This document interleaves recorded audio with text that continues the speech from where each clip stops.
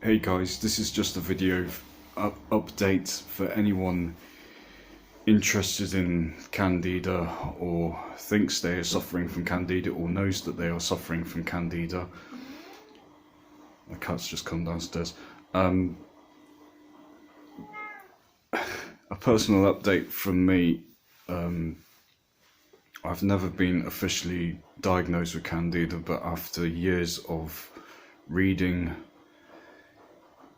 material on the subject, I've become aware that it's blatantly obvious. I have had it, do have it. I was very unsure whether to film this, but the reason being, one reason is I don't have much. I have a lot of free time at the moment. I'm self-employed, but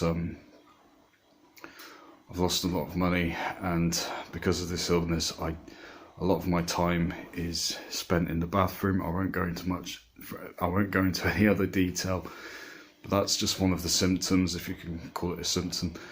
A few weeks ago, I went on a very strict diet. I started the diet on the 31st of October, the 1st of November,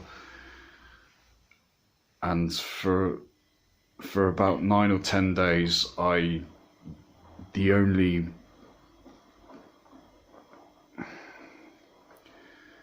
filling, like really solid food I was eating was a bit of chicken every day. What else? Lettuce, celery, pumpkin seeds, which is meant to be really good for Candida apparently, and a spoonful of chia seeds per day.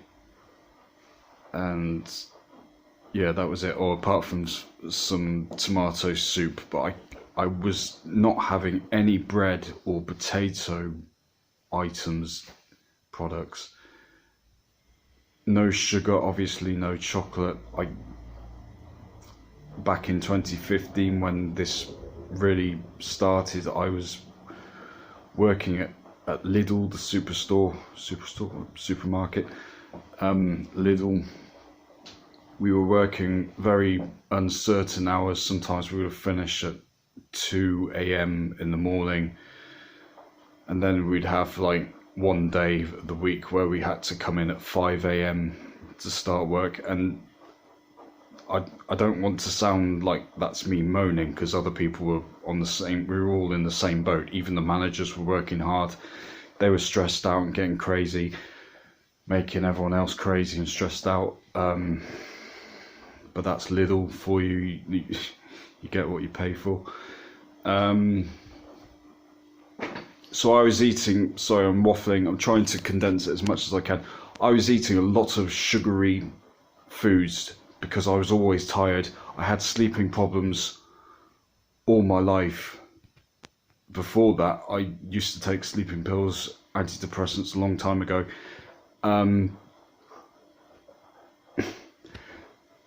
So every day I was literally like stuffing my face with chocolate bars and other sugary things. I can't remember exactly what I was eating, to keep myself feeling alert and ready for work. And yeah, it worked at the time. Sugar is great for that, for making you, for giving you that buzz, like caffeine. And yeah, I was drinking coffee as well, but it's not quite the same as sugar.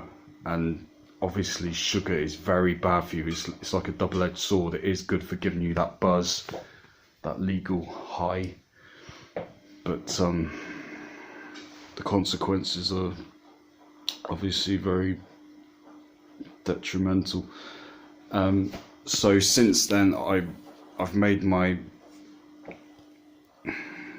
Candida in my body has grown out of control.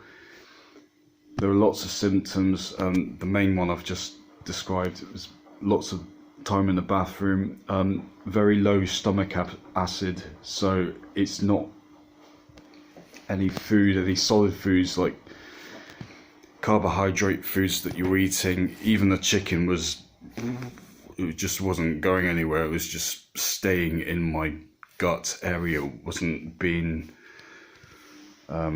stomach acid wasn't breaking it down. I'm just stroking the cat.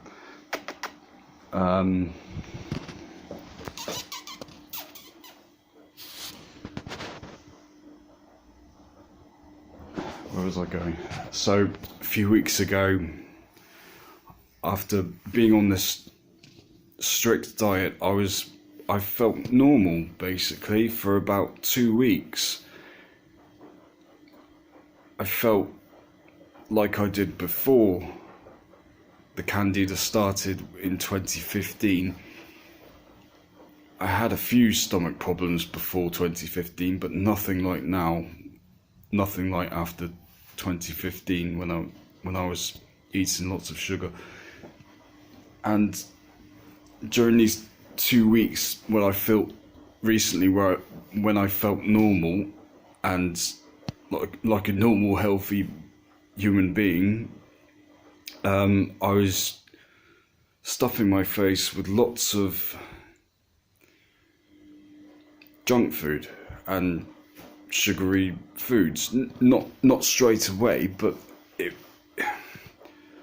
I didn't have a lot of money, so I when I came across a food deal, which was usually a sugary snack type junk food product, I would just whack it in my basket and take it home with me and demolish it. I was so hungry.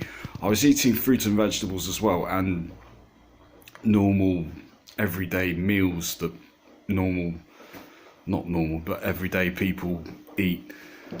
Nobody's normal. And I was hungry. It was almost as if I was making up for lost time. Not lost time, but for all those days that I wasn't eating. And it was strange because I didn't think I would require that much food after the diet because of stomach shrinkage. I just didn't think I would have that desire. But I mean, the climate, it's been getting colder and the body needs food to feel warm. That's why you see a lot of fat people during the winter. That is just factual. That's not me having a go. That's perfectly understandable and justifiable. You're filling your body with food to stop you feeling cold, to cope with the coldness. So what was I saying? Brain fog is one of the symptoms, and I'm trying to deal with that as best as I can.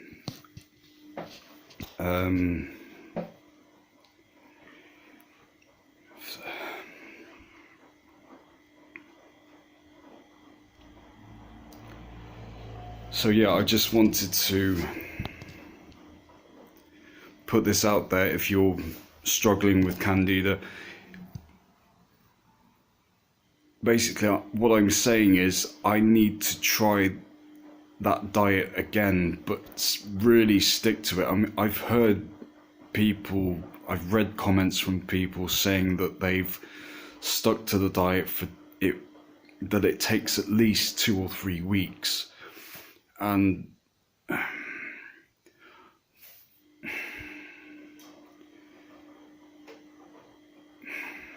mean, it seems like a futile, pathetic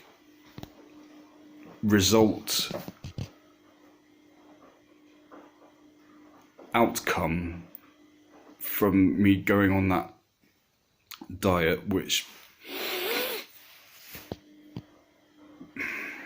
maybe to some people it's not a big deal, but I was hungry every day and I was just eating lettuce and celery, and it was driving me mad. All I could think about was food. I was watching a cartoon when I was on this diet, I think it was The Simpsons, and they were all tucking into this like burgers and chips, and I just had to look away literally, because even though it was a cartoon, I just couldn't think about it.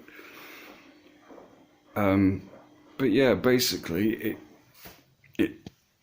it did work, but I reverted back to my original Candida state because I didn't stick to the diet long enough. And I know this video sounds like you might be thinking, what's the point of this video? Why is this guy waffling on, not making sense? What I'm trying to say is I had no help from the NHS, no help from doctors. To them, it was just me. They just told me to go on the FODMAP diet. I think the reason why doctors couldn't help me or couldn't understand what was wrong with me, I went to the doctors a few times over the years. I mentioned Candida a few times, but they don't officially recognise it or whatever they said. I think the reason why they couldn't help me is the only solution is mainly a detox diet, which I've been talking about in this video, which I've tried to stick to. Need to stick to it for at least 2 or 3 weeks, I think, which other people have stated. And then people that have stated this have also said that they fully recovered from Candida. Other things that can help you are organic apple cider vinegar, but don't go crazy with that. Don't have too much because it will only have it once, half an hour before a meal, to help to increase the stomach acids when you're digesting. If you take too much of the apple cider vinegar, you will be belching a lot, which I discovered. I belch a lot anyway with the Candida, but even when I'm not taking the apple cider vinegar, which you mix in with water, and obviously just a small amount because it is vinegar, and you just kind of regurgitate it if you have too much. Other things that can help you, organic, has to be organic. Coconut oil, which I think is a form of enzyme, or acts like an enzyme in the mouth, so it breaks down the food. That helps to break it down as well. Garlic is a cheap, natural, organic garlic, is very helpful because it's antifungal, which is what Candida is, if you don't know or you're not sure. It's so that's garlic, apple cider vinegar, coconut oil, and Epsom salts. Bath salts. Just have a cupful of that in your bath every day, and you lie in it for 20 minutes. Because I've noticed I usually go to the bath.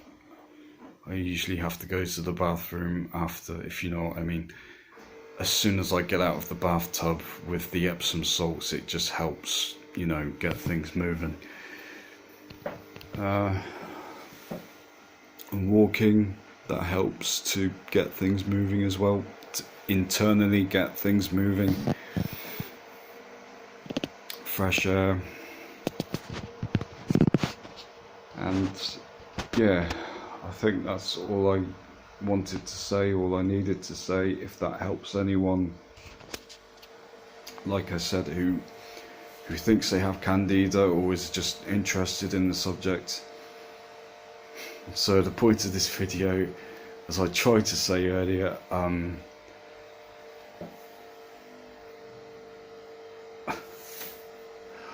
I cured myself, but it only lasted for 2 weeks. So I need to go back to what I was doing I need to try it again. I think I'm gonna have to stay in bed a lot of the time, because if I'm moving about, I just get hungrier. It just drives you crazy. So my best wishes go out to anyone who has the same thing as me, this Candida, or any other stomach problems. I don't know. I don't know if you get much sympathy for it, because you know, you don't really want to shout about it when you're having bathroom IBF problems. I think a lot of people get embarrassed talking about it. Not that you have to go into detail, you just have to tell them, you know, I might have to go missing for once in a while and find the nearest cubicle. So thank you for watching, for listening. Hope you're well during these insane times. Oh, and wearing a mask, the experts, not the experts that the government are working with. Funny that everyone's supporting Tory now because of the experts that they're listening to, but they're ignoring the other experts that the Tories are not working with. Some experts are saying that wearing a mask, it just creates, I think they used the word mold or something akin to that inside the mouth, because the carbon dioxide is not being expelled, it's just being recycled within the mouth area. So you're just making yourself ill, basically. Don't be a mug. Breathe fresh air. That's what they used to tell you. You need fresh air. The body needs fresh air, oxygen, sunlight, healthy food, vitamin C. Don't be a mug. Seriously, it's just pathetic. All these people that think they've got COVID, who've got a cough, who have made themselves ill from staying indoors, not breathing fresh air, not getting the right healthy food and sunlight, vitamin D. Oh my God, it doesn't make you a tree-hugging hippie to understand that. Anyway, God bless. Good luck.